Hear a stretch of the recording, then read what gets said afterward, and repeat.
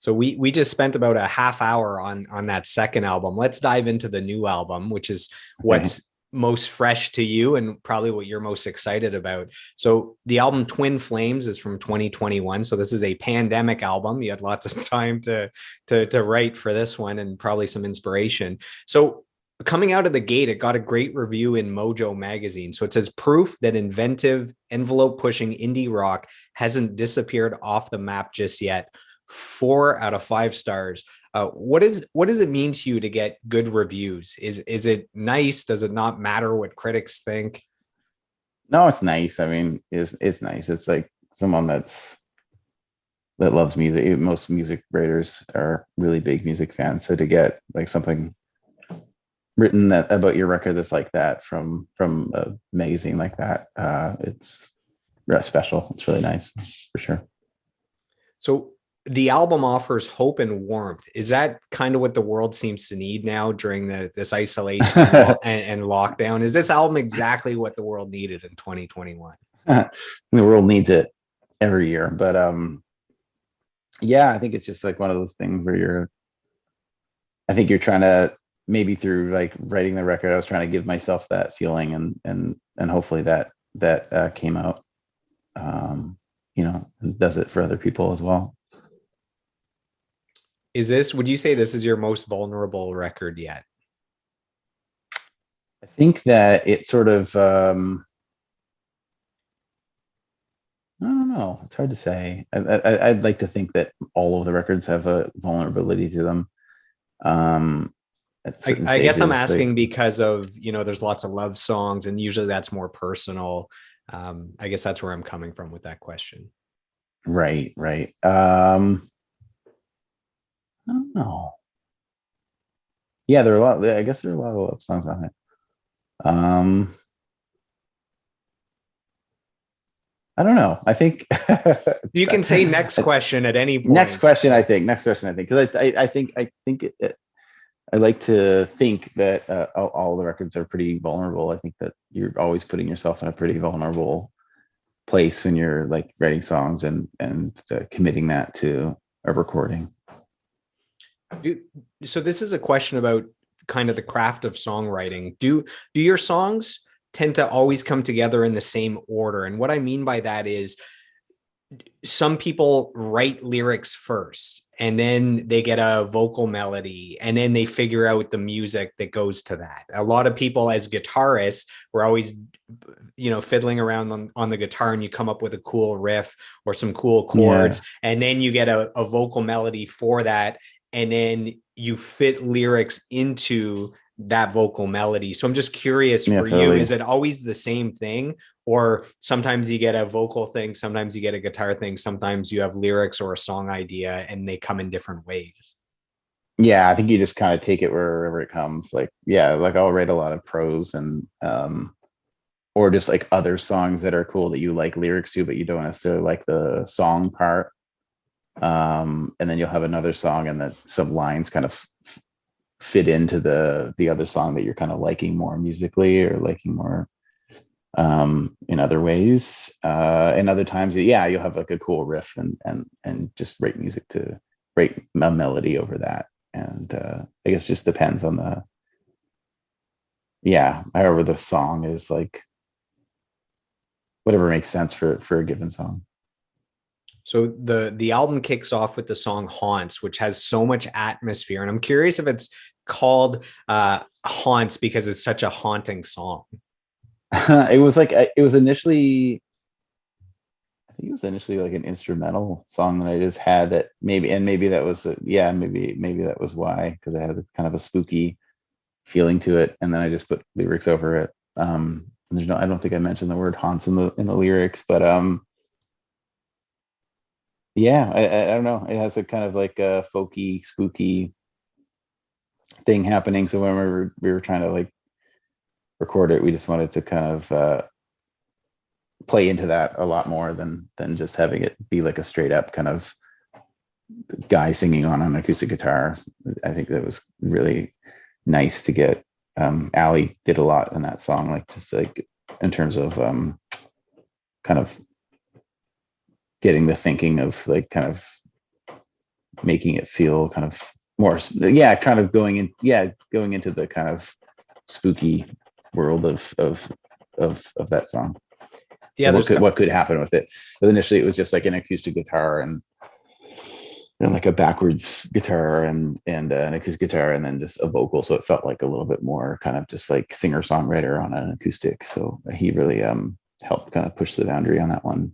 it kind of has this haunting Tom Waits Yeah. songwriting type of vibe to it. And I'm curious about a specific instrument. So in the second verse, there's this instrument that comes in. It sounds like it's picking, but it kind of sounds percussion. I've only heard that sound on the song, John Mayer song, Assassins. So I don't know if you're familiar with that song, but do you know what instrument it is in the second verse? This really haunting, like the notes, there's kind of like a discord, like it's hard to explain.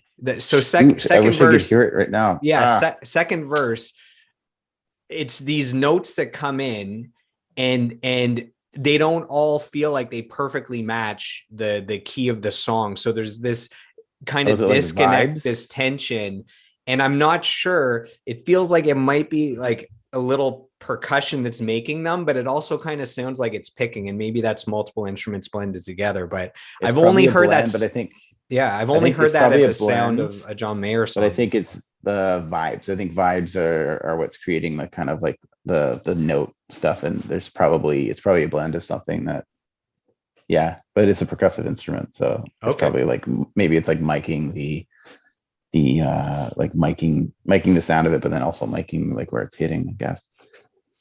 You got a little more acclaim with the song Inside Out. So CBC Music included it in their top 100 Canadian songs of 2021, which is awesome. And you have a very unique music video with it. How did that music video come together? It's very artistic. Yeah, that was mainly Chris Mills did all the videos for this record. He like went for it. Like, he did such a good job. And that was one where he wanted it just to be fun, like a kind of a dancey. He wanted me dancing in the video initially, and then I was like, I know what I'm doing. And he's like, now just do whatever. And then you got to call up Brittany. It's not going to be about you dancing, trust me. And so that was mostly him. Just I knew that I wanted him to do it because he has such a great style. Like I said, he did the video for Tobias Gray on the first Postdata record. So like, I wanted it to tie into that world, like all these videos. It just, yeah. So yeah, it was mostly him though. He's really creative and had a lot of really good ideas. Did he do the music video for Nobody Knows as well, or is that something? Yeah, he did Nobody Knows as well, and then he did the first one, which was that was more or less just like Storms, and it did. Yeah, he did all three. Did all three of them.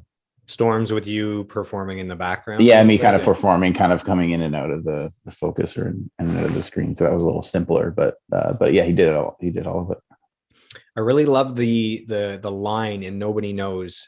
So your lyrics, I'm not good at being myself. I'm not good at being anybody else. I feel like that's such a good line. I just wanted to highlight that. And is the song about self-acceptance?